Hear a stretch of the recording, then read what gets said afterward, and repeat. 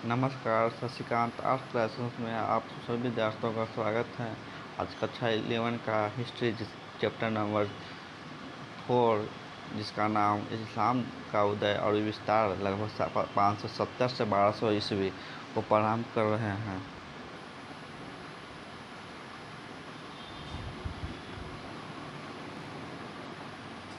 इस्लाम के उदय के बाद ईरानी मुसलमानों को क्या कहकर संबोधित किया जाता था? उत्तर: मवाली। सबसे प्राचीन संपूर्ण कुरान कौन सी शताब्दी का है? 9वीं शताब्दी। इस्लाम धर्म के संस्थापक हज़रत मोहम्मद साहब अरब के किस कबीले से संबंध रखते थे? बुद्धू। अरब कबीले की बहुजाति को लोगों ने किस साम्राज्य की स्थापना की? उत्तर: अरब साम्राज्य। मोहम्मद साहब के बल दिया एकेश्वरवाद पर।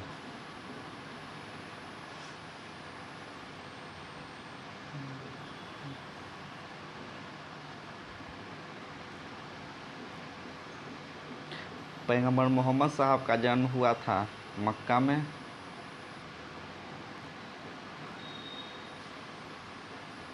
इस्लाम के संस्थापक पैगंबर मोहम्मद साहब का जन्म हुआ था 570 ईस्वी में।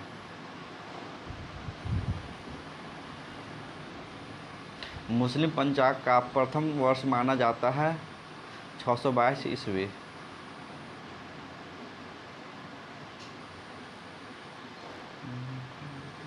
मदीना कहाँ है? अरब प्रायद्वीप में। जेरूसलम है इजराइल में।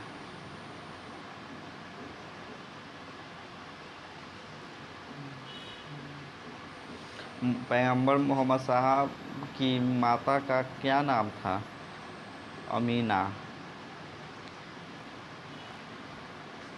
इस्लाम धर्म के संस्थापक कौन थे? पैगंबर मोहम्मद साहब। चौथा खलीफा कौन था जिसकी हत्या कूफा के मस्जिद में हुई थी? अली। अंतिम मोहम्मद खलीफ मारवान को जब जैब नदी की लड़ाई में किसने हराया था? अबू मुस्लिम ने।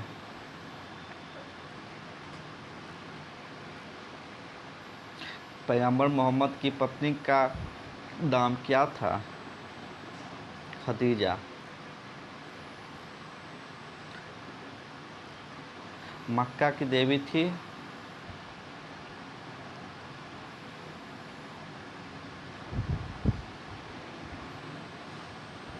मनात, अल्ताल, अल उज्जा, इनमें से सभी।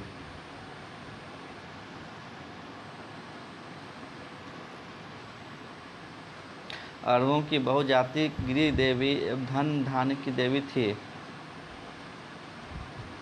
मनात।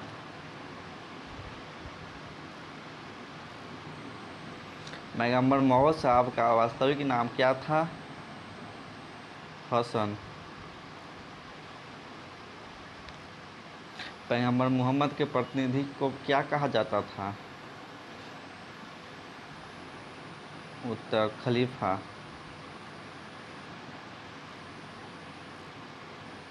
दूसरे खलीफा का नाम बताएं। उमर। अब लघुत्तरीय प्रश्न।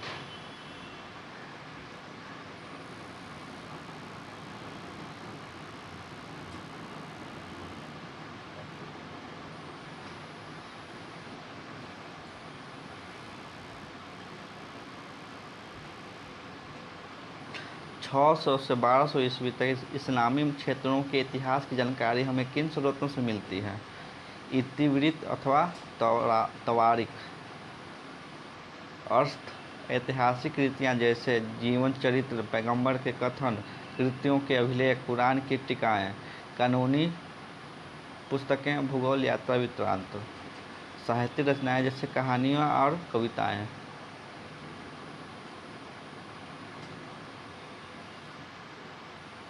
पैगंबर मोहम्मद को मक्का क्यों छोड़ना पड़ा? इस घटना का इस्लाम के इतिहास में क्या महत्व है? मक्का छोड़ने का कारण वहाँ के समृद्ध लोगों को का विरोध था। उन्हें देवी देवताओं को ठुकराया जाना अच्छा नहीं लगा। 622 ईस्वी में पैगंबर द्वारा मक्का से मदीना की यात्रा को हिजरा कहा जाता है। इस वर्ष मुस्लिम कैलेंडर यानी हिजरी सन की शुरुआत हुई।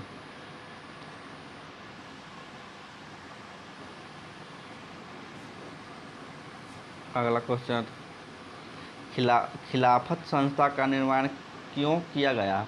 इस संस्था के क्या उद्देश्य थे? संक्षेप में लिखिए। पैगंबर मोहम्मद के देहांत के बाद वैध पैगंबर का अभाव, मुसलमानों के मतभेद को दूर करने के लिए खिलाफत संस्था का निर्माण, समुदाय के नेता को पैगंबर का प्रतिनिधि यानी खलीफा माना गया।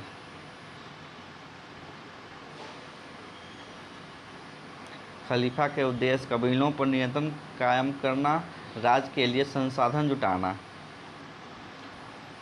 उम्मैद वंश के अब्द अल मलिक ने अरब इस्लामी पहचान के विकास के लिए कौन कौन से कार्य किए? किन्हीं दो कार्यों का उल्लेख किया। इस्लामी सिक्के चलाए जिन पर अरबी भाषा में लिखा गया। जेरूसलम में डोम ऑफ रॉक बनाया। अगला क्वेश्चन, धर्म युद्धों का ईसाई मुस्लिम संबंधों पर क्या प्रभाव पड़ा? संक्षेप में विवरण दीजिए।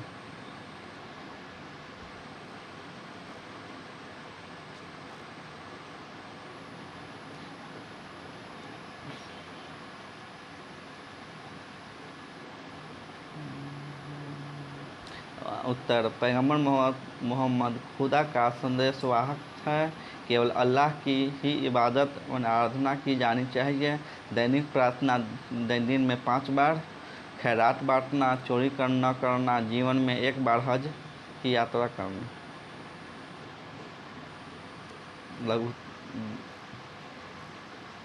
4 अंक वाला प्रश्न।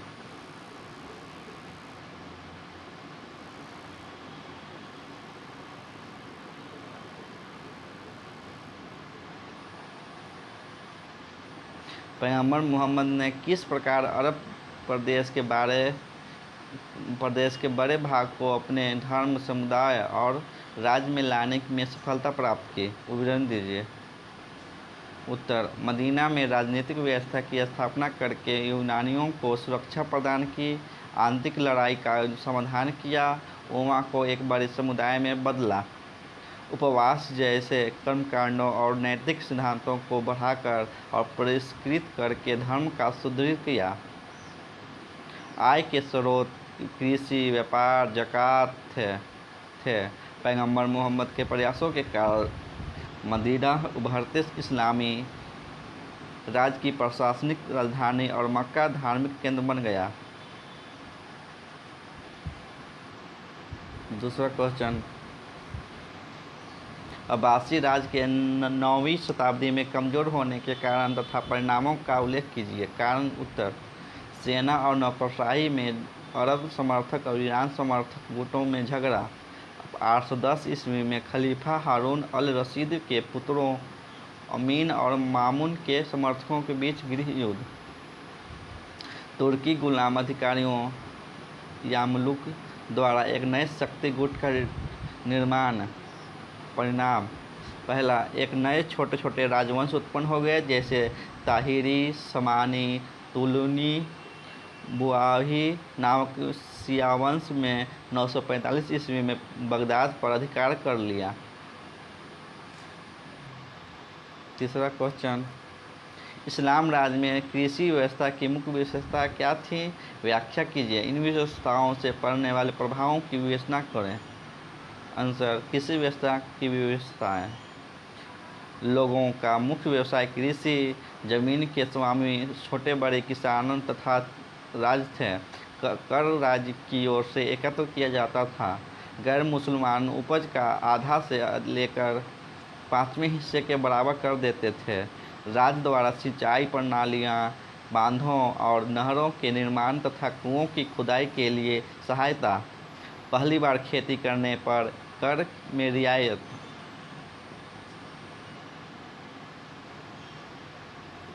प्रभाव: खेती योग्य भूमि में वृद्धि हुई,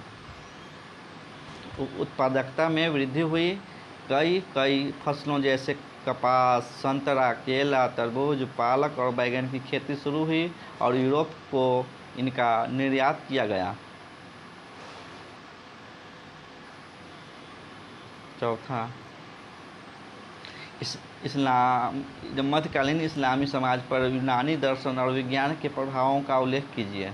आंसर: उम्मद और अब्बासी खलीफाओं ने ईसाई विद्वानों से यूनानी और सीरियाक भाषा की पुस्तकों का अनुवाद कराया। ईश्वर और विश्व की एक वैकल्पिक कल्पना का विकास किया। सिकंदरिया, सीरिया, मेसोपोटामिया में यूनान दर्शन, गणित, चिकित्सा की शिक्षा दी जाती थी। अल मामून के शासनकाल में बगदाद में पुस्तकालय विज्ञान संस्थान को सहायता दी गई। अरस्तु की पुस्तकें, यूक्लिड की एलिमेंट्स और टोलमी की पुस्तक एल्मागस्ट की ओर विद्वानों का ध्यान आकर्षित। खगोल विज्ञान, गणित और चिकित्सा के विषय में भारतीय पुस्तकों का अरबी अनुवाद किया गया। मध्यकालीन मुस्लिम साम्राज्य के व्यापार एवं वाणिज्य की जानकारी देते हुए बताइए कि इसका मुद्रा के प्रसार पर क्या प्रभाव पड़ा।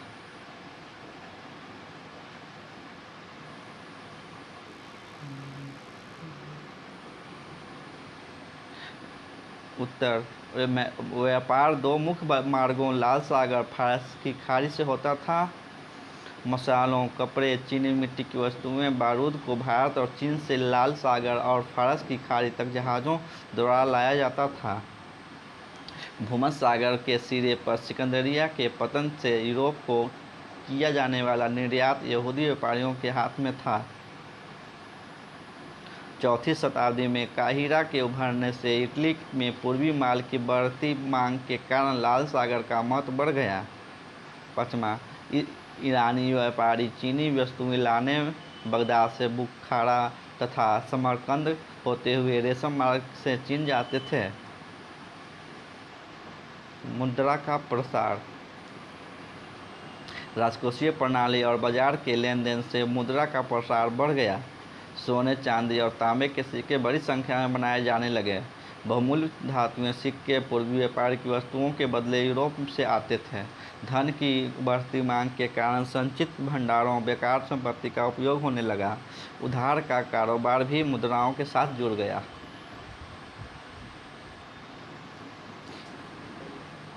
इस्लामी दुनिया की इमारतों की विशेषताएं लिखिए। उत्तर में अधिकतर इमारतें धार्मिक मस्जिदें, मकबरे, इबादतगाह इमारतों का बुनियादी नमूना एक जैसा। इमारतें इस्लामी आध्यात्मिक व व्यवहारिक ज़रूरतें को पूरा करती।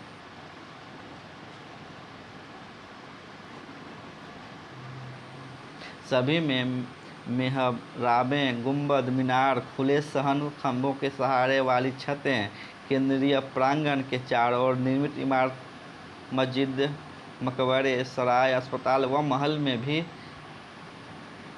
मस्जिद में प्रांगण में फव्वारा, जलाशय, प्रांगण का बड़े कमरे में खुलना, बड़े कमरे की दीवार में मेहराब, शुक्रवार को दोपहर की नमाज में प्रवचन के लिए मंच, मिंबर।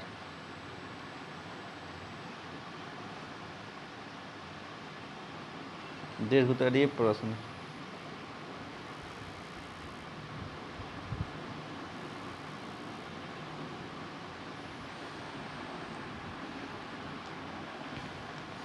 मध्यकालीन इस्लामी जगत में शहरीकरण की मुख्य विशेषताएं क्या थी, विवेचना कीजिए। खेती की खुशहाली तथा राजनीतिक स्थिरता, शहरों की तादाद में वृद्धि, शहरों में जनसंख्या में वृद्धि, शहरों में आर्थिक तथा सांस्कृतिक शक्ति का प्रसार, शहरों एवं नक्शों में समानता का अभाव, विनिमय के दायरे का विस्तार, भारत और यूरोप के समुद्री व्यापार पर एकाधिकार, राजकोषीय प्रणाली।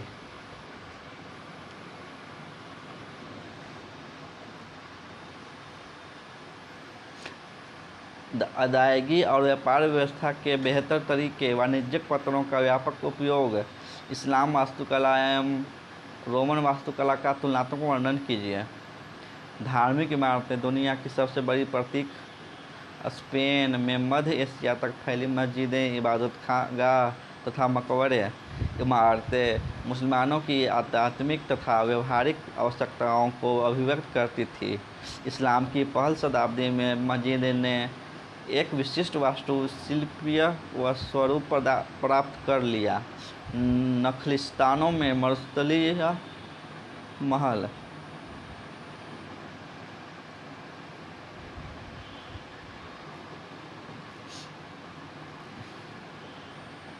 महलों का निर्माण रोमन और ससानी वास्तुशिल्प के तर्ज पर।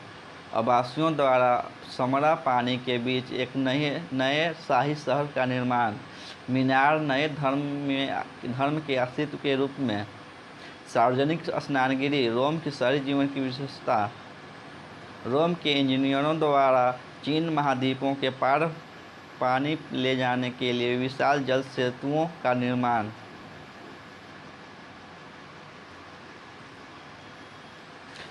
तीसरा क्वेश्चन, मध्यकालीन इस्लामी जगत में शहरीकरण की मुख्य विशेषताओं का वर्णन कीजिए। शहरों की जनसंख्या में तेजी से वृद्धि। इस्लामी सभ्यता का फलना फूलना। मुख्य उद्देश्य अरब सैनिकों को बसाना। कुफ, बसरा, फुस्तान, काहिरा, बगदाद और समरकंद जैसे फौजी शहरों के विकास एवं विस्तार के लिए खाद्यान्न उत्पादन व उद्योगों को बढ़ावा। 2 प्रकार के भवन समूह, एक मस्जिद अल जामी, दूसरा केंद्रीय मंडी सूक। केंद्रीय मंडी में दुकानों की कतारें, व्यापारियों के आवास, फदूक, शराब का कार्यालय, प्रशासक और विद्वानों एवं व्यापारियों के घर। मंडी की एक इकाई की अपनी मस्जिद, गिरजाघर अथवा सिनेगोग, यहूदी प्रार्थना घर। मंडी की प्रत्येक इकाई अपनी मस्जिद, गिरजाघर तथा सिनेगोग। शहर के बाहरी इलाकों में गरीबों के मकान, सब्जी के फल के बाजार, काफिलों के ठिकाने, दुकानें आदि। शहर की 4 दीवारी के बाहर कब्रिस्तान व सराय। शहरों के नक्शों में समानता का अभाव।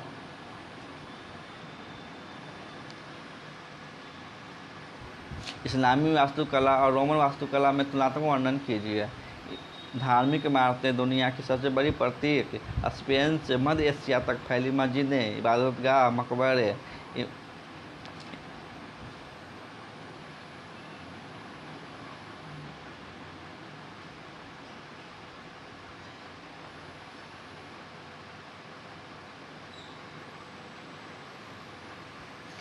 इमारतें मुसलमानों की आध्यात्मिक व्यवहारिक आवश्यकताओं को अभिव्यक्त करती थी। इस्लाम की पहली शताब्दी में मस्जिदें ने एक विशिष्ट वास्तुशिल्प स्वरूप प्राप्त कर लिया। नक्शदानों में मरुस्थलीय महल।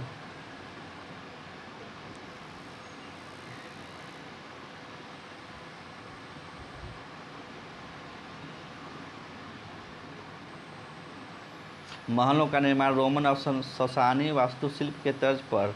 आवासियों द्वारा समरा के पानी के बीच में एक नए शाही शहर का निर्माण। मीनार नए धर्म के अस्तित्व के रूप में। सार्वजनिक स्नानगृह रोम के शहरी जीवन की विशेषता। रोम के इंजीनियरों द्वारा 3 महाद्वीपों के पार पानी ले जाने के लिए विशाल जल सेतुओं का निर्माण। रोम की वास्तुकला अत्यधिक दक्षपूर्ण।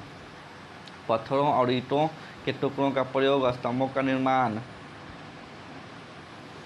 कंक्रीट एवं डांटों का प्रयोग कोलिजियम बनाने में भी। 5वां, जीते गए सभी प्रांतों में खलीफाओं ने एक नया प्रशासनिक ढांचा लागू किया। यह नया प्रशासनिक ढांचा किस प्रकार का था? वर्णन कीजिए।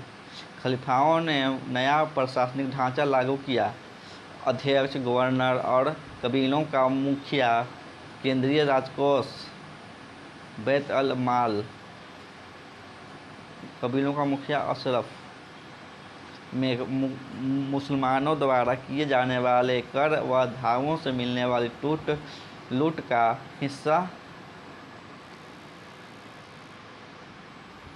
खलीफों के सैनिक, अधिकतर बेदुइन सैनिक, रेगिस्तान के किनारों पर बसे शहरों में शिविरों में रहते थे।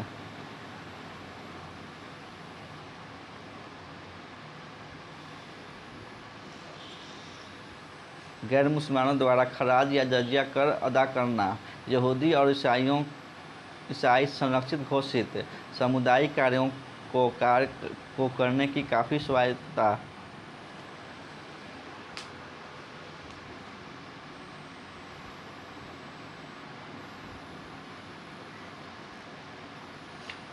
उमैयद राज्य अब एक साम्राज्यिक शक्ति बन चुका था।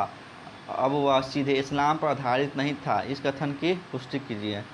पहले उमैयद खलीफा द्वारा दशमिक को राजधानी बनाना, बाइजेंटाइन साम्राज्य की राजदरबारी रस्मों और प्रशासनिक संस्थाओं को अपनाना, वंशगत उत्तराधिकार की परंपरा प्रारंभ, शासन काल में निपुण प्रशासन में ईसाई सलाहकार, जरतुस्त लिपिक और अधिकारी शामिल, अरबी सामाजिक पहचान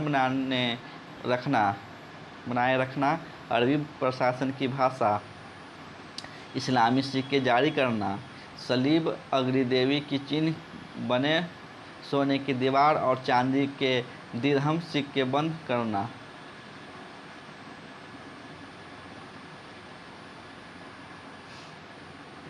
चौथा चैप्टर इतिहास का समाप्त हुआ। आप लोग इसके PDF के लिए टेलीग्राम पर संपर्क कीजिए। धन्यवाद।